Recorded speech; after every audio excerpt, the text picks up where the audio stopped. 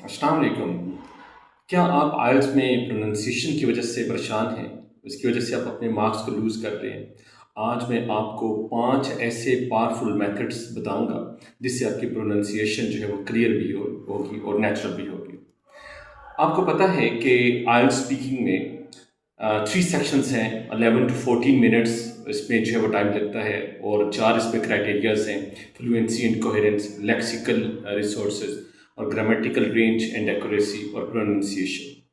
आज जिस पे मैं बात करना चाहूँगा वो है प्रोनंसिएशन, जिसमें आप कनेक्टेड स्पीचेस को यूज़ करते हैं, एम्फेसिस को यूज़ करते हैं, स्ट्रेस है और चंकिंग है, इंटोनेशन है और ये 4 जो इसके पार्ट्स हैं उसमें से आज हमारी डिस्कशन जो है वो सिर्फ एक के ऊपर होगी एंड दैट इज़ प्रोनंसिएशन। इसमें फर्स्ट मेथड जो वो क्या है, लिसन एंड कॉपी मेथड, जिसे आप शैडोइंग कहते हैं कि नेटिव स्पीकर्स को आप सुने और उनको कॉपी करने की कोशिश करें, पॉज ना लें और उन्हें कंप्लीट कॉपी करें और एक्सेंट जो है वो ऑटोमेटिकली आपका इम्प्रूव होता चला जाएगा। छोटी सी वीडियो आप लें, आप उसको जो है वो लिसन करें और उन जो है जो भी लिसनर जो स्पीकर होगा आप उसको एज ए लिसनर आप उसे कॉपी करने की कोशिश करें। जिस तरह से उसकी प्रोनाउंसिएशन, जैसे जैसे वर्ड को वो प्रोनाउंस करता है इसी तरह से आप उसको जो है वो प्रोनाउंस करें। Number 2, record yourself. अपनी वॉइस जो है उसको रिकॉर्ड करें और फिर कंपेयर करें कि आपकी जो साउंड है, आपकी जो वॉइस है, प्रोनाउंसिएशन आपकी जो है, क्या वो बिल्कुल वैसी ही है जैसे आपने ओरिजिनल सुनी थी। अगर वैसी नहीं है तो उसको कॉपी करने की कोशिश करें और उसके बाद वर्ड स्ट्रेस जो है वो सीखें। हर वर्ड में एक सिलेबल होता है और वो सिलेबल जो है वो स्ट्रॉन्ग होता है।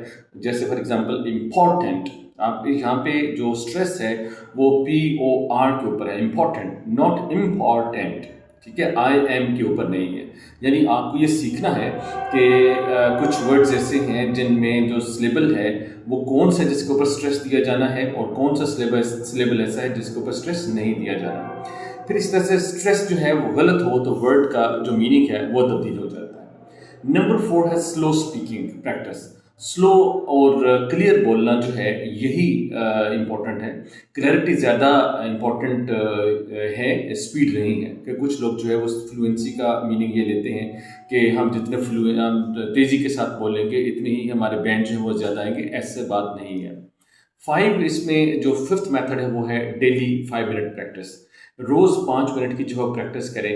Consistency is equal to improvement. अगर आपके काम के अंदर कंसिस्टेंसी नहीं है, डिटर्मिनेशन नहीं है, तो फिर आप उसमें आपकी वर्किंग के अंदर, आपकी प्रैक्टिस के अंदर अगर बाज आ जाएगा, कुछ आप डिले उसमें कर देंगे, कभी आप उसमें गैप दे देते हैं, तो आप कभी भी इम्प्रूव नहीं कर सकते। तो लिहाजा ये 5 जो है वो मेथड्स इनको आप अप्लाई करें और कीप इन योर माइंड के फ्लुएंसी से ज़्यादा इंपॉर्टेंट जो है वो क्लैरिटी है। जो आप बोलेंगे अगर वो क्लियर नहीं है तो फिर ऐसी फ्लुएंसी वो किस काम की है। अब फ्लुएंसी जो है वो आती है अच्छी प्रोनाउंसिएशन से। अगर आपकी अच्छी प्रोनाउंसिएशन नहीं है तो उसमें क्लैरिटी नहीं है, तो फिर आपकी फ्लुएंसी जो है उसमें उसके डैमेज होने का जो है वो खतरा है। अब कुछ वर्ड्स ऐसे हैं जो कि बड़े इंपॉर्टेंट हैं जिनके अंदर कुछ लेटर्स जो हैं वो साइलेंट होते हैं। फॉर एग्जांपल वर्ड हमारे पास है डेट, तो डेट के अंदर जो बी है वो साइलेंट है। सिमिलरली डाउट, डाउट में बी साइलेंट है। ऑनेस्ट, ऑनेस्ट के अंदर एच जो है वो साइलेंट है। आइलैंड, इसके अंदर एस जो है वो साइलेंट है। रिसीट, रिसीट के अंदर पी जो है वो साइलेंट है। ठीक है, date, doubt, honest, island, reset. और इसी तरह से जो TH, जो जिन वर्ड्स के अंदर TH आता है वो साउंड कैसे वो हमारे लिए कॉमन प्रॉब्लम बना सकते हैं। तो अगर आप प्रैक्टिस करेंगे, अपनी टंग को टीथ के बीच लेके आप बोलेंगे, तो फिर ये वर्ड्स जो है वो बोले जाएंगे। जैसे THIN के थिंक है, तो ये सॉफ्ट साउंड है, थिंक हम बोलते हैं। ठीक है, इसको हम कैसे बोलेंगे, थिंक। दिस को दिस। और इस तरह से 3 है तो 3 और दोज है तो those। ठीक है, those। ठीक है, ये एक सॉफ्ट आवाज जो है वो साउंड जो है वो आनी चाहिए। फिर वर्ड स्ट्रेस प्रैक्टिस आप करें, जैसे important, not important. Development, well के ऊपर जो वो स्ट्रेस है। एजुकेशन, तो इसमें यहाँ पे CA के ऊपर जो है वो स्ट्रेस है।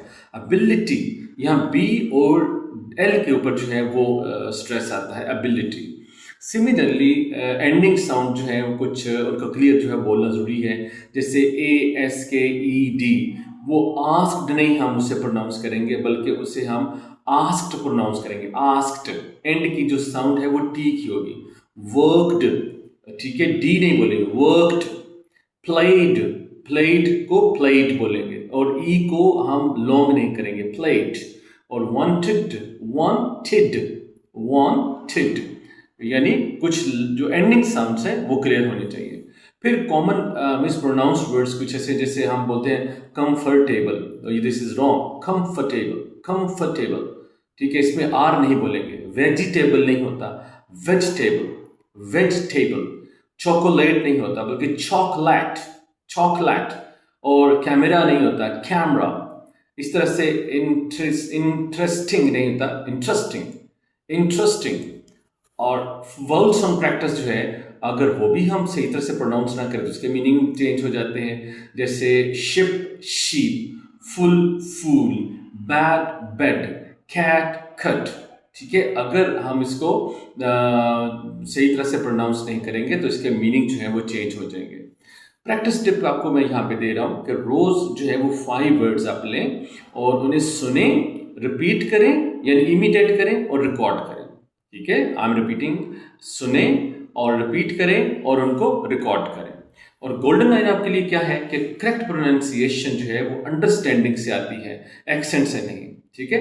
लिहाजा आपका ज़्यादा फोकस जो है वो एक्सेंट पे नहीं होना चाहिए, आपका फोकस अंडरस्टैंडिंग के ऊपर होना चाहिए, प्रोनाउंसिएशन के ऊपर होना चाहिए, यानी प्रोनाउंसिएशन विद अंडरस्टैंडिंग, ठीक है। ये आपको जो है वो ये जो आपको मैंने टिप्स बताए हैं ये आपके काम आएंगे। अगर आपकी प्रोनाउंसिएशन बेहतर हो जाएगी तो आपकी डेफिनेटली वोकैबुलरी जो है वो भी बिल्डअप होगी, और इस तरह से आपकी लिसनिंग भी अच्छी होगी और आपकी प्रोनाउंसिएशन जो वो है वो भी अच्छी होगी। Thank you very much.